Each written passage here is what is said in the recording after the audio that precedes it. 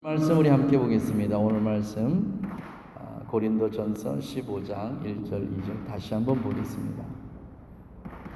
고린도전서 15장 1절에서 2절 말씀 우리 함께 같이 읽습니다. 시작. 형제들아, 내가 너희에게 전한 복음을 너희로 알게 하노니 이는 너희가 받은 것이요 또 그 가운데 선 것이라. 너희가 만일 나의 전한 그 말을 굳게 지키고 헛되이 믿지 아니하였으면 이로 말미암아 구원을 얻으리라. 아멘. 이 말씀을 읽을 때마다 참 많이 은혜가 돼요. 형제들아, 내가 너희에게 전한 복음, 부활의 복음입니다. 너희로 알게 하노니, 미리 알았습니다. 부활의 복음을 받아들여서 고린도 교회 전체가 다 하나님의 은혜 가운데 변화가 됐습니다.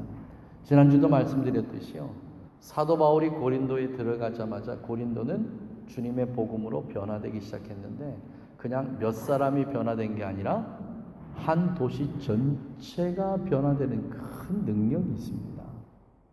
왜 세상이 안 변할까요? 왜 세상이 바뀌어지지 않을까요? 좀 가깝게 보면 왜 내 아내가 변하지 않을까요? 내 남편이 변하지 않을까요? 조금만 또 한 번 넣어라. 왜 우리 자녀들이 이렇게 변화가 없는 걸까요? 라고 그렇게 얘기하기 전에 거울에 자기의 모습을 먼저 비춰보고, 나는 정말 부활의 신앙으로 살아가고 있는가? 본인 자신을 좀 돌아봤으면 좋겠습니다. 그 사람이 변하지 않는 것은 그 사람의 문제일 수도 있지만, 제 1번은 누구의 문제냐면 우리 본인 자신들의 문제예요. 우리 가족들이 복음 안에서 변화가 잘 안 돼요. 그건 누구의 문제일까요? 그건 목회자의 문제입니다.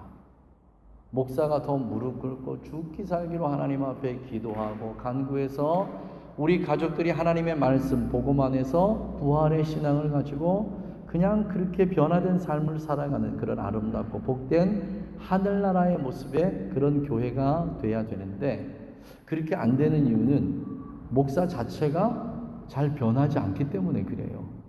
그러니까 왜 우리 교회 교인들은 이럴까라고 생각하기 이전에 누가 먼저 목사인 내가 이게 지금 변화가 되고 있는가? 어제보단 오늘이, 오늘보단 내일이 내가 말씀 안에서 변화가 되어 가고 있는가? 이게 척도라 그 말이에요. 이게 가장 큰 척도입니다. 마찬가지로 우리 가족들도 또 가정에 돌아가서 우리 가족들의 변화를 다른 데서 볼 필요 없습니다. 내 자신의 변화예요. 내 자신의 변화. 내가 변화됐는데도 불구하고 내 가정이 아직 변화가 없으면 내 변화가 지금은 조금 부족한 것뿐이에요. 이 부족한 변화가 바로 이 고린도 교회 변화입니다. 그래서 이 말씀을 읽을 때마다 많이 은혜가 된다는 얘기예요. 형제들아, 내가 너희에게 전한 복음, 부활의 복음 너희로 알게 해서 벌써 알았습니다. 이는 너희가 전에도 받은 것이고 또 그 가운데 서 있대요. 그 가운데.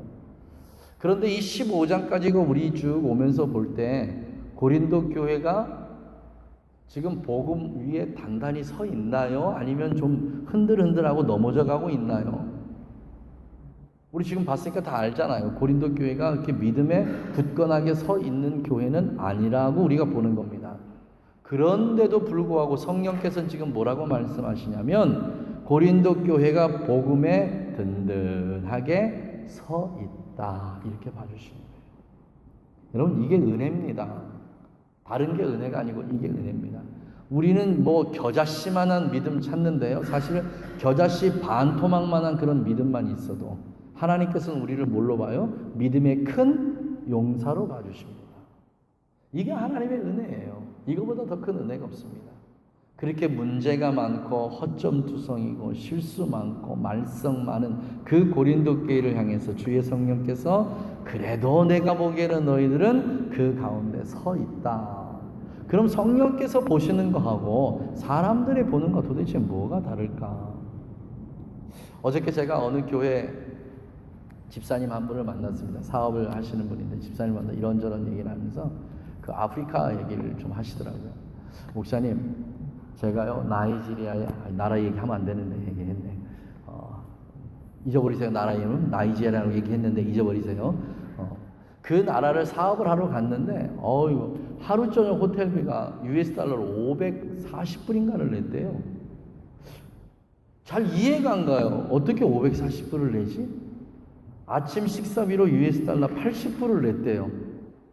이 도대체 이해가 안 가요. 어떻게 그런 식사가 있을까? 그래서 그 나라는 뭐 그냥 그렇게 하나 보다. 근데 이 집사님이 두 번째 그 나이지리아를 방문을 했더니 그 호텔의 매니저가 자기를 부르더래요. 그래서 갔더니 너 여기 지난번에 왔을 때 580불 냈지. 그래서 그렇다.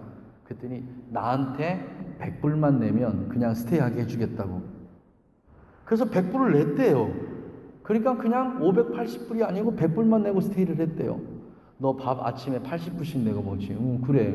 나한테 $5 5불만 주면 그럼 내가 밥 먹게 해줄게. 그래? 그랬더니 또 쿠폰을 주더래요.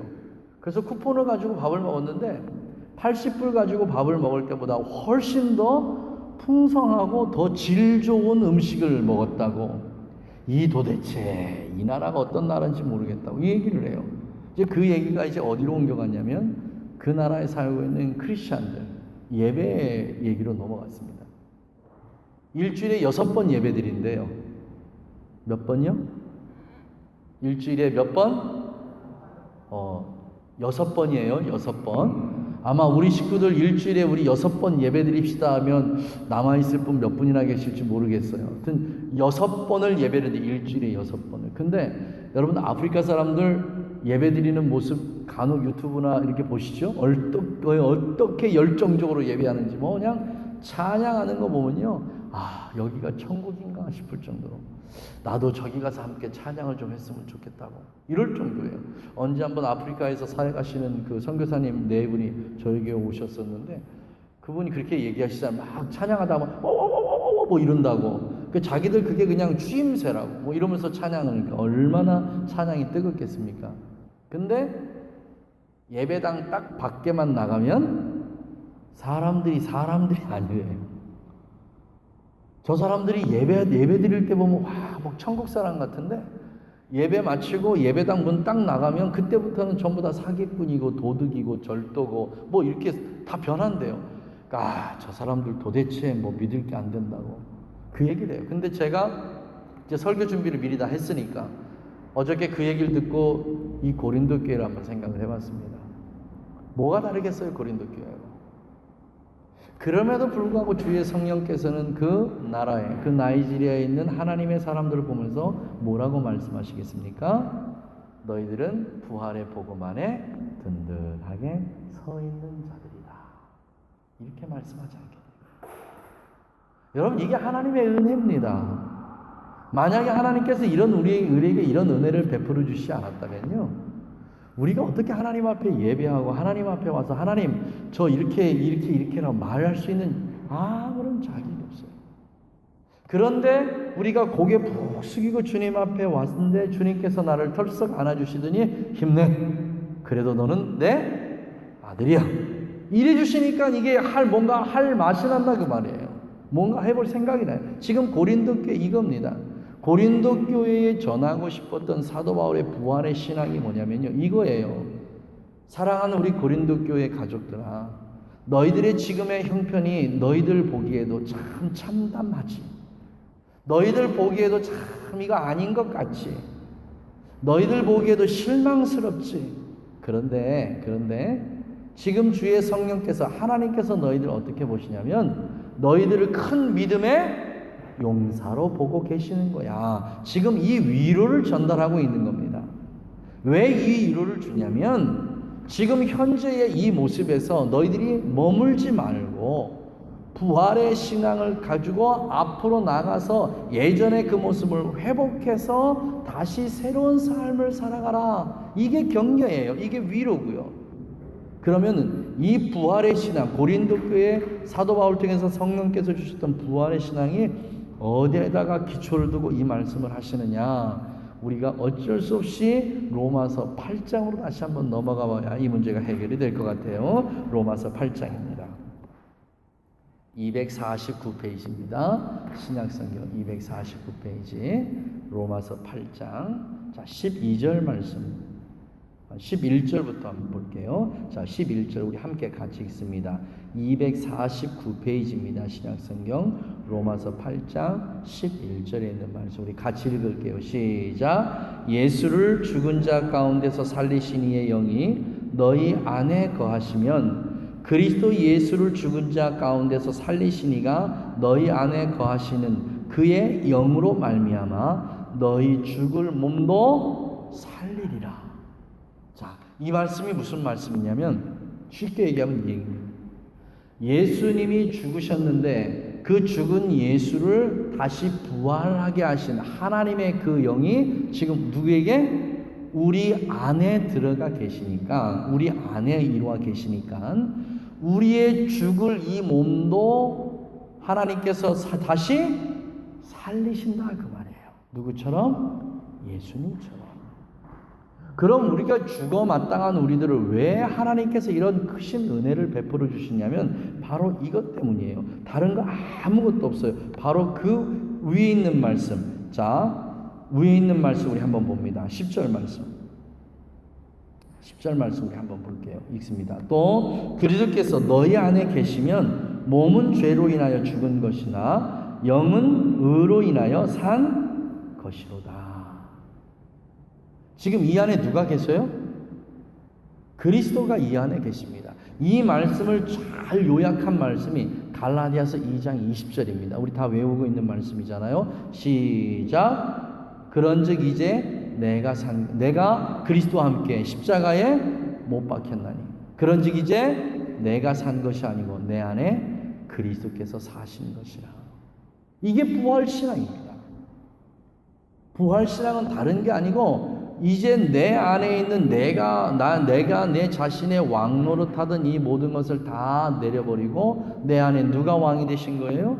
그리스도의 영으로 내 안에 오신 성령께서 나의 통치자가 되시고 나의 왕이 되시고 나를 다스리시고 나의 생각과 나의 모든 행동을 다 통째로 주관하시는 분, 이 하나님이 내 안에 계시다 그 말이에요. 그러면 이 하나님이 나에 계신데 이 하나님이 내 안에 계심으로 말미암아서 우리에게 하나님의 은혜가 어떻게 임하느냐. 자, 마지막 절 봅니다. 39절 읽습니다. 시작. 높음이나 깊음이나 다른 아무 피조물이라도 우리를 우리 주 그리스도 예수 안에 있는 하나님의 사랑에서 끊을 수 없느니라. 이게 사도 바울이 지금 고린도 교회에 말하고 싶은 첫 번째예요. 고린도 교회 교인들아, 너희들이 지금은 믿음 안에서 흔들리고 너희들의 실수와 허물이 교회에 굉장히 많은 위협이 되고 위험스러운 게 되고 교회의 기반이 흔들리지만 그래도 하나님께서 너희들을 절대 버리지 아니하신다. 절대 버리지 아니하신다. 왜요?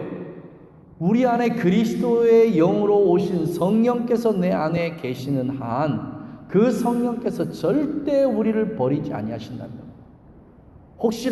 혹시라도 젖먹이는 어미가 그 아이를 잊어버린다 할지라도 나는 너희를 결코 잊지 않겠다고 말씀하신 분이 하나님이십니다. 이 약속을 하나님은요 너무나 신실하게 지키시는 거예요. 다시 한번 우리 39절 볼까요? 그리스도 예수 안에 있는 하나님의 사랑에서 뭐요? 끊을 수 없다는 거예요.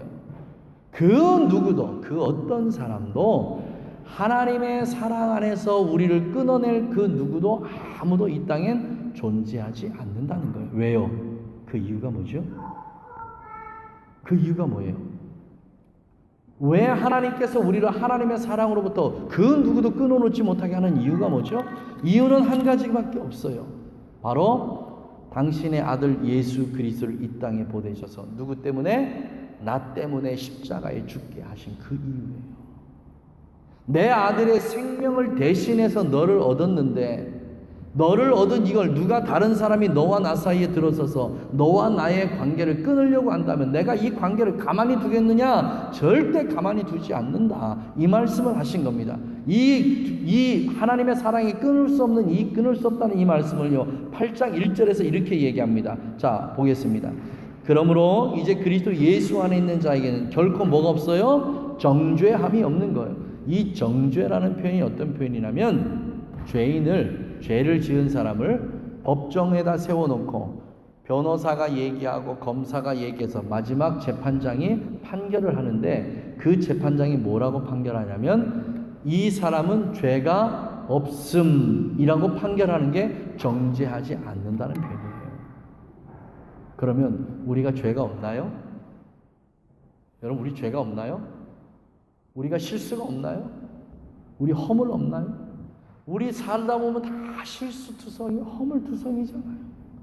이 실수와 허물투성인 우리들을 하나님의 법정, 이게 세상 법정이 아니에요. 어느 법정? 하나님의 법정에다 세워놓고 마귀와 예수 그리스도가 서로 공방하는 거예요.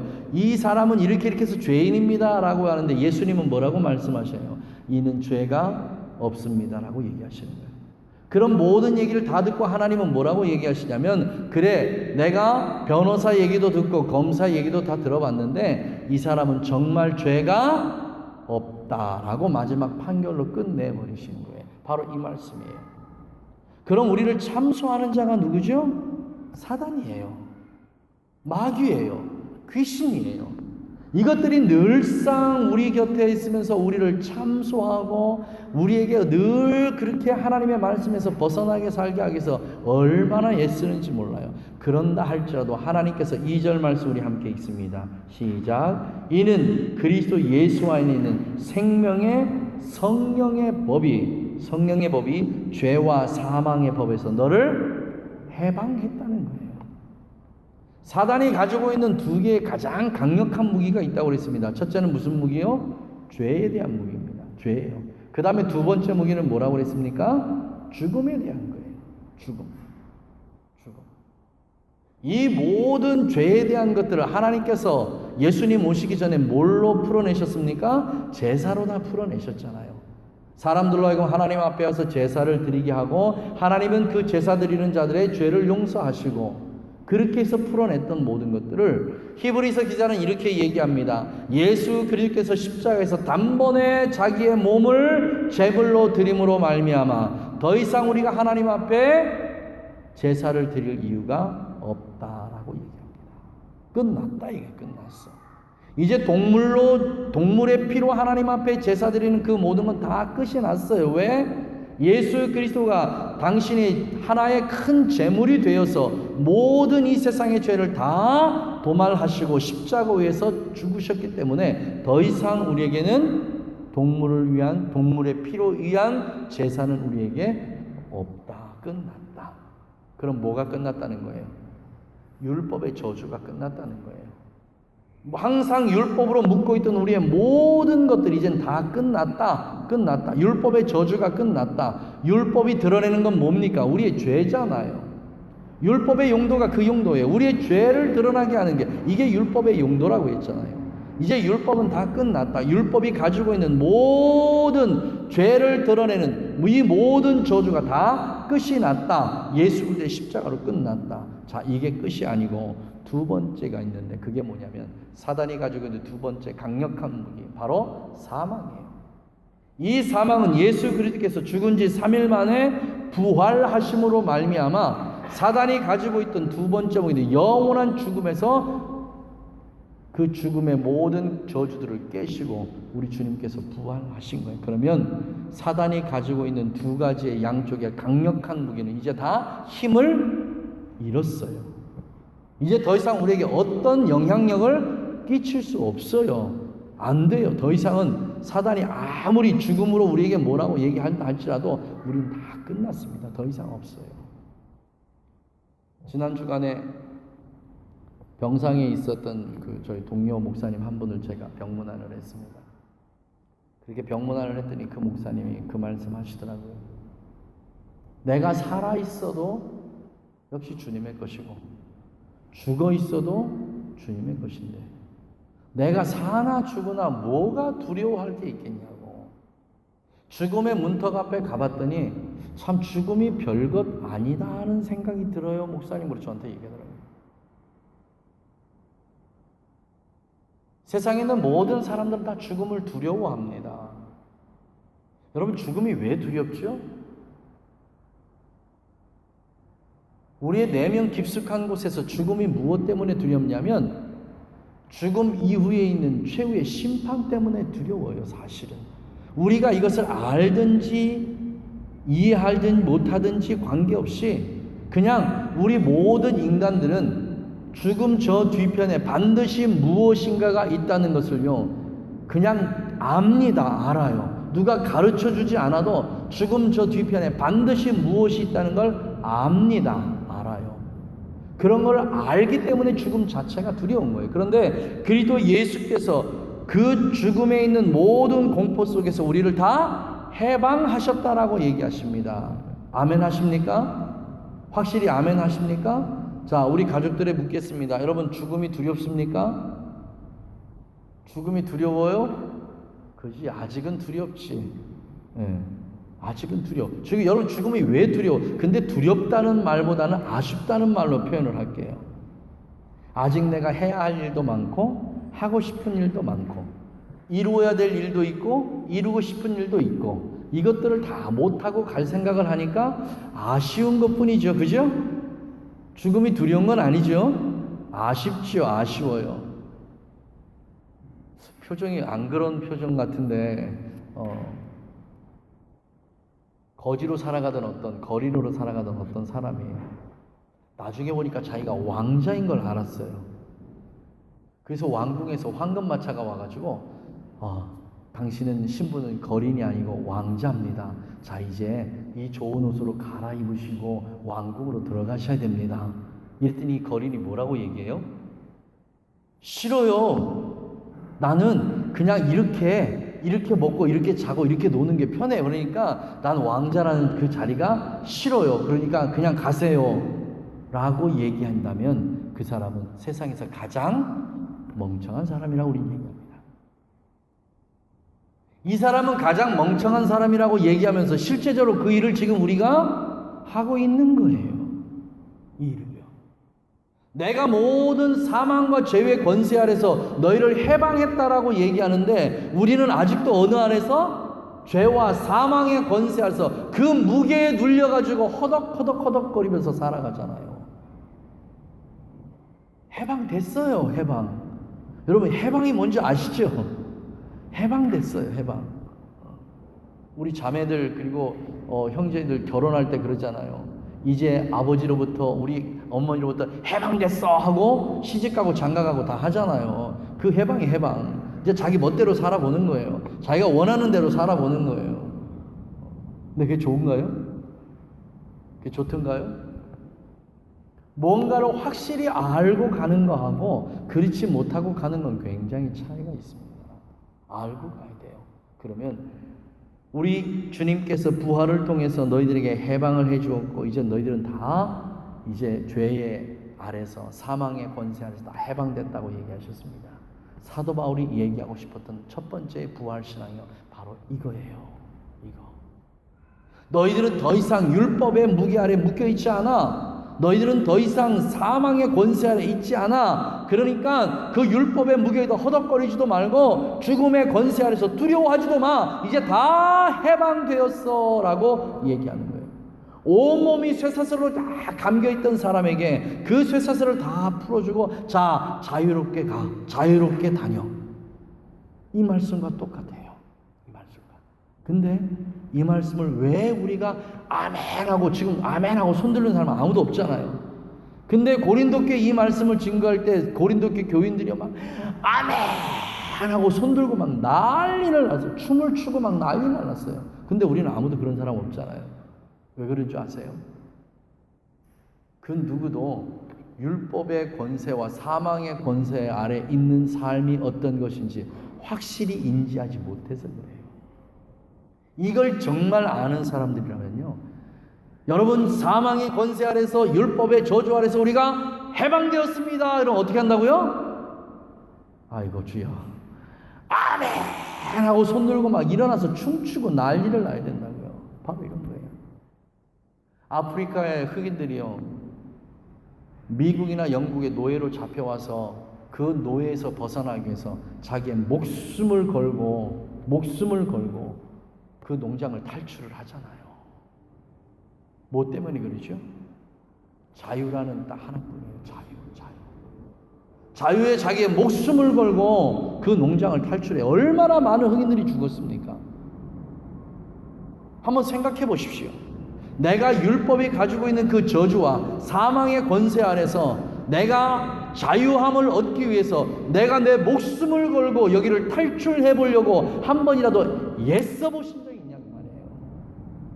내가 이 무게를 느껴보면서 야 그래 이제 해방이 돼야지, 예수님께서 나를 해방하셨다고 그러는데 정말 해방의 기쁨을 내가 만끽해야지 하는 그 생각을 한 번이라도 해보셨냐 그 말이에요.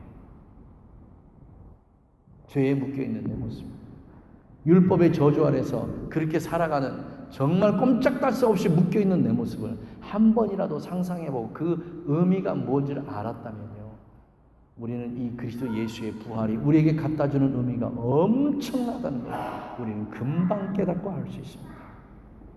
그렇게 죄의 사망의 권세에서 벗어났던 사도 바울이요. 자, 우리 고린도전서 11장 잠깐 한번 봅니다. 고린도전서 11장 1절입니다. 고린도 11장 1절 276페이지입니다. 우리 함께 읽죠. 시작. 내가 그리스도를 본받는 자 된 것 같이 너희도 나를 본받는 자 되라고 말씀하십니다. 사도 바울이 가지고 있는요 그 부활의 복음은 아주 쉽게 얘기하면 딱 두 가지예요. 하나는 그리스도 예수의 사랑입니다. 그분의 끝없는 사랑이에요. 무조건적인 사랑이에요. 내가 너를 이 땅에 보내고 내 아들로 내가 너를 인정한 순간부터 너는 어떠한 형편에 있든지 내가 너를 절대 버리지 아니하고 내가 너를 떠나지 아니하고 어떻게든지 내 손에 붙잡아서 내가 너를 내 아들 만들겠다. 이게 하나님의 무조건적인 사랑입니다. 그 다음에 두 번째가 뭐죠? 그리스도 예수로 덧입는 삶이에요. 덧입는 삶. 여러분, 우리가 그리스도 예수의 덧입는 삶을 살지 못하면 누구에게 욕이 돌아가죠? 하나님 아버지에게 욕이 돌아가요. 그래서 사도 바울이 진정으로 원했던 건 뭐냐면 너희들이 하나님의 자녀면 하나님의 자녀답게 살아야 되지 않겠냐. 이게 사도 바울이 지금 하고 있는 얘기입니다. 이게 너희는 나를 본받으라는 얘기가 뭘 본받으라는 얘기냐면 내가 그리스도 예수를 본받기 위해서 이렇게 애쓰고 힘쓰는 것처럼 너희들도 그렇게 살아라. 바로 이 말이에요. 다시 한번 부를까요? 내가 그리스도를 본받는 자 된 것 같이 너희도 나를 본받는 자 되라. 이 말씀이 바로 이 말씀입니다. 자, 군대 갔다 오신 성도군 기준. 자, 심열횡대로 헤쳐모여 이러면 군인들이요 일렬로 쭉 씁니다. 종대가 이거고 횡대가 이겁니다. 한국 떠나서 잘못. 야, 횡대로 백렬 횡대로 헤쳐모여 그러면 횡대 그 가로로 쓰는 거 가로로. 그러면 군인들이 쭉 쓰잖아요. 그리고 차렷하고 바라보며 자기 눈에서 한 15도에서 45도 이렇게 바라봅니다. 지금 이거 얘기하고 있는 거예요, 사도 바울이. 이 말씀이 그 말씀입니다. 자, 나를 본받아 한 얘기 뭐냐면, 자, 내 옆으로 쭉 서. 다 서. 그래서 다 섰어요. 고린도 교회 교인들 다 섰어요. 자, 지금 내가 지금 어디 바라보고 있지? 예수님이요. 그래? 니들도 예수님 바라봐. 지금 이 말이에요. 이해가 되세요? 사도 바울이 잘난 척 하려고 이 말 쓴 게 아니에요. 내가 예수님을 본받아서 너무 잘 살고 있으니까 너희들도 나처럼 예수님 본받는 삶 이 얘기가 아니에요. 이 얘기가. 우리 다 옆으로 줄 서. 그리고 내가 예수님 바라보듯이 너희들도 같이 예수님 바라보자. 지금 이 말이에요. 이 말. 사도 바울의 삶을 얘기하는 게 아니라 사도 바울의 바라봄이에요. 바라봄. 사도 바울의 바라봄. 사도 바울이 뭐를 바라봐요? 그리스도 예수의 십자가를 바라보잖아요. 이 말씀을 사도 바울이 10장 한번 갑니다. 10장 31절에 이렇게 표현합니다. 10장 31절. 그런즉 너희가 먹든지 마시든지 무엇을 하든지 다 하나님의 영광을 위해서 하라 말이에요. 하나님의 영광을 위해서 하라. 이게 부활 신앙인이 가져야 될 마음 자세예요. 이게요. 내가 만약에 어떤 일인가 어떤 행동인가를 해서 이 일 때문에 하나님의 영광이 가려지는 것. 여러분 쉽게 얘기하면 예수 믿는 사람이 뭐 저래? 그러면 누구에게 욕이 돼요? 하나님에게 욕이 되잖아요. 그러니까 이런 말을 듣지 않기 위해서 내가 손해보고 내가 양보하고 내가 포기하고 하는 이런 삶을 사는 것, 이게 바로 하나님의 영광을 위한 삶입니다. 이게 부활 신앙인들이 하는 삶이에요. 다른 삶이 아니에요. 이게 부활 신앙인의 삶이에요. 이 자체가. 뉴질랜드 있을 때요, 제가 선언 선교를 한 적이 있습니다. 지금도 이렇게 배 타면 막 배가 울렁울렁울렁 그래가지고 배도 잘 못하는데, 이런 사람이 선언 선교한테 막 웃는 사람들이 있어요. 근데 어쨌든 선언 선교도 했어요. 선언 선교하려고 이렇게 배에 올라가면 한국 분들도 만나고, 그냥 가만히 한국에 있어도요, 한 1년이면 한 120여 개국이 넘는 그 국가의 배들이 들어옵니다. 그럼 가서 뭐 얼마든지 많이 만날 수 있으니까 참 중요한 선교인 것 같아요. 선언 선교 요 자체도. 한참 선언 선교를 하고 있는데 어떤 분이 한국 그 젊은 청년이 와서 잠깐 좀 선교사님 얘기 좀 해서 그럽시다 하고 서로 앉았어요. 앉아서 얘기를 하는데 이 얘기를 해요. 그 배에서 전부가 내가 교회 다니는 사람, 예수 믿는 사람인 걸 아니까 꼭 같이 일을 하다가 힘든 일이 있으면 다른 사람들은 야 네가 좀 해 이러고 간대. 그럼 그 일을 자기가 한대요. 그리고 나서 또 나중에 또 일이 좀 이렇게 복잡한 일이 있어서 야 이 일은 좀 네가 좀 해 이러고 또 간대요.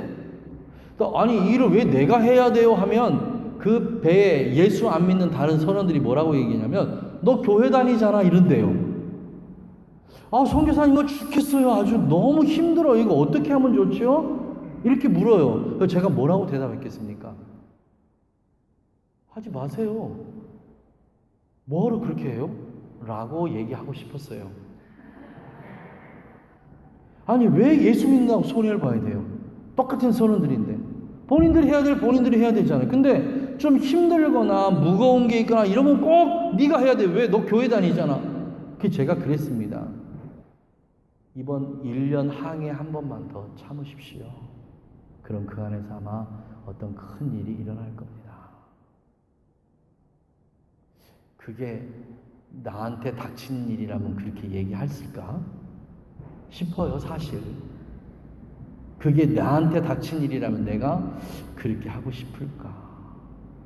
제가 이 선언 얘기했더니 주희 양이 진선 양이 이렇게 쳐다보면서 웃었는데 아마 가게에서 그런 일이 있나 보네. 근데 제가 그랬어요. 1년만 참아라. 1년만 참으라고 그랬어요. 1년 뒤에요 그 선언이 진짜 다시 왔어요. 근데 여러분 어떤 기적이 일어났을까요? 어떤 기적이 일어났을 것 같아요? 그 전보다 훨씬 더 많은 양의 일이 잡히게 됐어요. 이게 기적이에요. 기적. 다른 선원들이 얘가 그렇게 하니까 더 많은 일을 맡겼어요. 더 많은 일을. 그러니까 어쩔 수 없이 그 일을 했어요. 그 1년 있다 다시 왔어요. 이렇게 돌아서 이렇게 오는 1년이 걸려요. 다시 왔어요. 그러더니 얼굴이 막 사색이 되고 선교사님 말씀대로 1년 동안 했다가 말이지 더 죽을 고생했다고. 그게 제가 그랬습니다. 한 번만 더 참으라. 제 일이었으면 그렇게 얘기했을 것 같으세요? 제 일이면 못했을 것 같아요. 근데 제가 한 번만 더 참아라. 그리고 나서 그 회사에서요 구조조정이 일어났습니다. 그 회사에서요 한국 선원들이 거의 대부분 전부 다 실직자가 됐는데요. 이 선원 한 사람을 누가 구제한 줄 아십니까? 그 배의 선장님이 잡았어요. 그 배의 선장님이요. 다른 사람은 다 잘라도 이 청년은 자르면 안 됩니다. 이 청년은 꼭 우리 회사에 있어야 됩니다. 라고 그렇게 했어요. 1년 뒤에 왔을 때 그 청년의 얼굴이 어떻게 됐을까요? 말 하나 말이지. 할렐루야, 할렐루야. 여러분 그때가 우리 한국의 IMF 때입니다. 아시죠? IMF 때. 근데 선원들은요 자기의 월급을 뭘로 받냐면 원화로 받지 않고 달러로 받아요. 달러로. 그러니까 그 전에 받았던 거에 2배를 받는 거예요. 선원은요.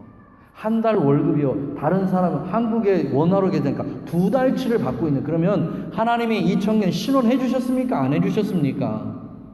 해주셨잖아요. 해주셨어요. 이게 하나님의 은혜입니다. 다른 게 하나님의 은혜가. 여러분 만약에 하나님이 그렇게 하지 안 해주신다 할지라도 우리의 삶은 어떤 삶을 살아야 돼요? 그 아버지의 이름에 먹칠하는 삶을 살면 안 된다. 이게 사도 바울이 가지고 있는 철저한 부활신앙입니다. 만약에 우리 한국의 1천만 기독교인들이 이 시드니에 있는 전체 교회, 우리 가족 모두가 이런 마음을 가지고 산다면 여러분 교회 부흥 안 되겠습니까? 교회 오지 말라고 해도 오지요. 왜 부흥이 안 되겠어요? 분명히 초대교회는 그렇게 했습니다. 많은 사람들이 함께 교회에서 모여서 살았어요. 예수를 전혀 몰랐던 사람이 베드로가 나가서 한번 설교하니까 5,000명씩, 4,000명씩, 3,000명씩 막 그렇게 회개하고 교회에 들어왔어요. 교회 생활에 규범도 몰라요. 어떻게 교회 생활할지 아무것도 몰라요. 그 모르는 사람들이 함께 모여서 사는데 성경은 어떻게 기록하셨냐면 세상 사람들로부터 칭송을 받더라라고 기록합니다. 세상 사람도 칭찬받는다고 성경이 기록해요. 고린도 교회 교인들이에요. 고린도 교회 교인들. 예루살렘 사람들이에요. 예수를 십자가에 못 박아 죽였던 사람들이에요. 이런 사람들이 교회 안에 들어와서 그런 사람들의 삶이 어떤 삶으로 변했습니까? 말씀대로 사는 삶? 말씀에 순종하는 삶? 그거 아니죠.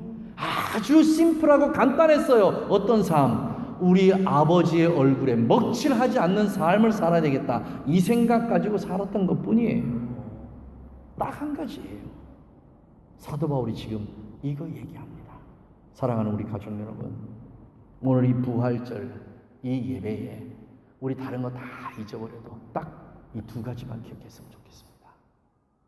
하나님, 우리 아버지는 사랑이시라는 거.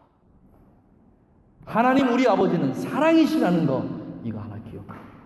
두 번째, 내가 부활의 신앙을 가졌다면 나는 절대 우리 아버지 얼굴에 먹칠하는 삶을 살면 안 되겠다.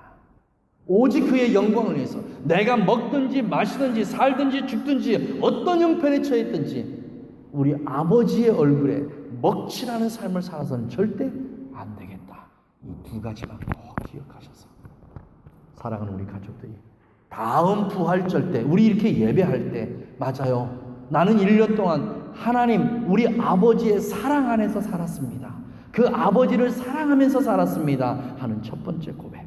두 번째, 나는 1년 동안 우리 아버지 얼굴에 한 번도 먹칠하지 않았습니다.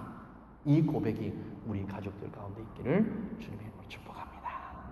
기도하겠습니다.